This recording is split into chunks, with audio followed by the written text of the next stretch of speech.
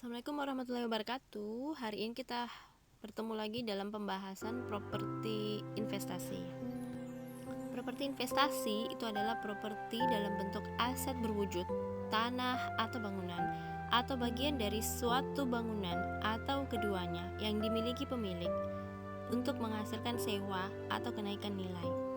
Properti investasi tidak digunakan dalam produksi atau penyediaan barang atau jasa atau untuk dijual dalam kegiatan sehari-hari. Jadi dia baru boleh dikategorikan properti investasi jika dia manfaatnya jangka panjang. Bentuk investasi properti yang pertama adalah tanah yang dikuasai dalam jangka panjang dan bukan untuk dijual kembali. Yang kedua adalah bangunan yang dimiliki oleh entitas. Jenis bangunan ada dua, bangunan permanen, yaitu bangunan yang bersifat tetap, terbuat dari bahan yang tahan lama, masa manfaatnya 20 tahun.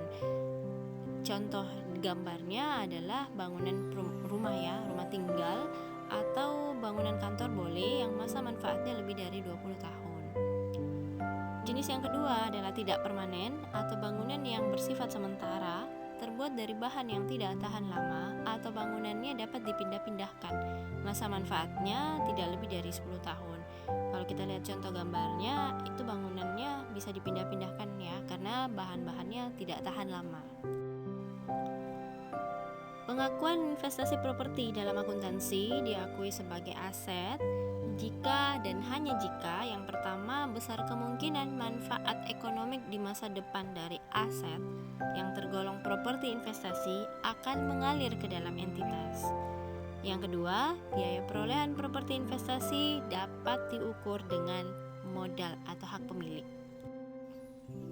Dalam akuntansi perpajakan ada dua pasal terkait properti investasi. Yang pertama itu pasal 11 Undang-Undang PPH nomor 36 tahun 2008 yang menyatakan aset tetap adalah harta berwujud yang dapat disusutkan dan terletak atau berada di Indonesia, dimiliki dan dipergunakan untuk mendapatkan, menagih dan memelihara penghasilan atau istilah perpajakannya 3M penghasilan.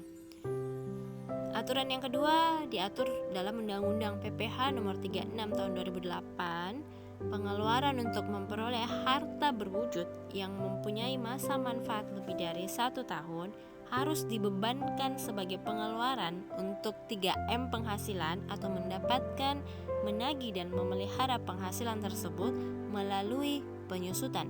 Jadi harus disusutkan dulu. Metode penyusutan yang sesuai dengan pasal 11 ayat 6 Undang-Undang PPH nomor 36 yang pertama yang diperbolehkan dalam ketentuan perpajakan atau fiskal adalah metode garis lurus atau straight line method untuk kelompok bangunan dengan masa manfaat 20 tahun. Sementara untuk masa manfaat kurang dari 10 tahun, metode penyusutannya harus dilakukan secara taat asas. Penyusutan diatur dalam undang-undang.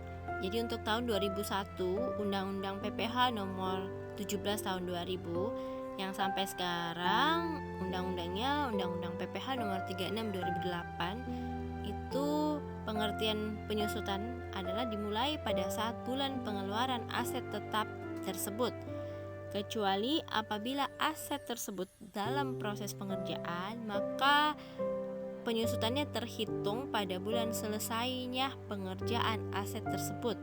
Jadi misalnya kita membeli tanah, terus kita mau membangun bangunan permanen.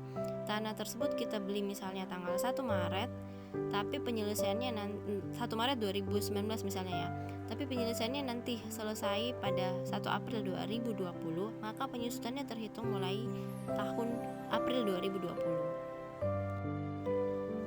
Baik menurut akuntansi maupun akuntansi perpajakan, tanah berstatus hak milik, hak guna bangunan atau HGB, hak guna usaha atau hak guna HGU dan hak pakai untuk pertama kalinya tidak disusutkan kecuali nilainya berkurang dalam pemakaian.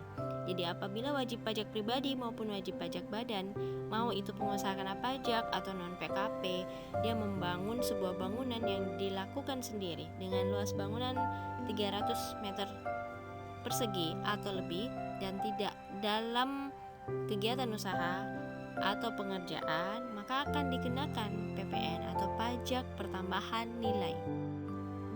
Pasal 16C Undang-Undang PPN nomor 42 tahun 2009 mengatur PPN itu sama dengan 10% kali 40% kali jumlah biaya yang dikeluarkan dan atau yang dibayarkan, tapi dia tidak termasuk harga perolehan tanah. Kita lihat ilustrasi kasusnya ya. PT Damai, dia pengusaha kena pajak, dia membeli properti investasi berupa sebidang tanah kapling di Sentul seluas 600 meter persegi. Pembeliannya dilakukan secara tunai senilai 600 juta dari PT Bangunindo. PT Bangunindo adalah pengusaha kena pajak dengan membayar uang muka sebesar 5 juta. Tanggal 31 Agustus, PPN-nya dipungut oleh PT Bangunindo sebesar 500.000. Maka akuntansi perpajakan, kita mencatat jurnal dalam akuntansi perpajakan, tanggal 31 Agustus debit properti investasi 6 juta. Dari mana dapat properti investasinya? Hitungnya dari uang muka ditambah PPNBM-nya. Jadi uang mukanya 5 juta ditambah PPNBM-nya 20% dari uang muka, jadi 20% kali 5 juta kan 1 juta, jadi 5 juta tambah 1 juta itu 6 juta. Total properti investasinya adalah 6 juta. Pajak masukannya atau PPN-nya adalah 500.000 dan kreditnya adalah Bank Cahaya atau bank di mana tempat dia bertransaksi ya, 6.500.000. Pelunasan di hadapan notaris, PPAT, dokter, kita pakai inisial QA pada tanggal 5 September. NJOP bumi per meter persegi sebesar 916.000 rupiah dengan NPO PTKP atau nilai perolehan objek pajak penghasilan tidak kena pajak sebesar 60.000 rupiah serta NJOP TKP sebesar 5 juta.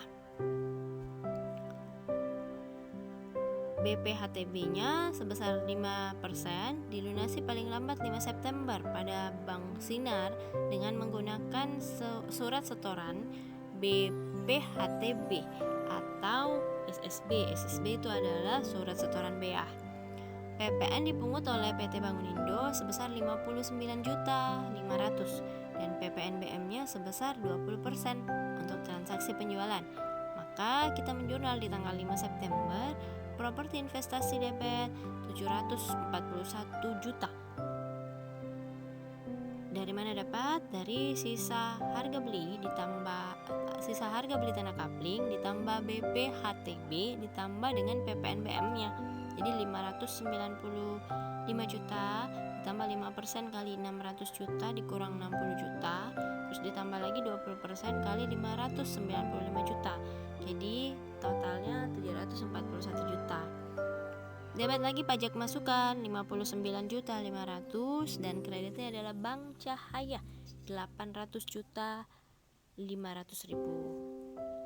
Oke, ini cukup sekian dan terima kasih atas perhatiannya. Selamat belajar. Assalamualaikum warahmatullahi wabarakatuh.